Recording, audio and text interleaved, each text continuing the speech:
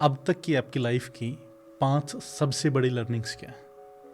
Learning, एक तो मेरी लर्निंग ये है कि हमें पैसे बनाने की मशीन नहीं बनना चाहिए। ठीक है। मतलब ऐसा नहीं होना चाहिए कि यार आप पागलों की तरह लगे पड़े हो, न हेल्थ देख रहे हो, न रिश्ते देख रहे हो, कुछ नहीं देख रहे हो, बस पैसा ही पैसा, पैसा ही पैसा बनाना है। तो पैसा बनाने की मशीन हमें नहीं बनना चाहिए। बैलेंस रखना चाहिए। बैलेंस रखना चाहिए। सेट करो कि यार इतना कमाना है, उसके बाद में काम तो करना है ज़िंदगी भर, लेकिन फिर पैसे के लिए काम नहीं करना है।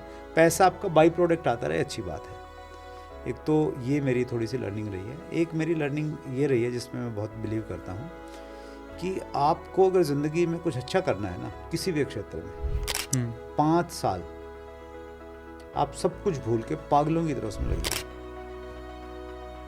5 साल। 5 साल बिल्कुल सब कुछ भूल जाइए बस। तो वो 5 साल आपके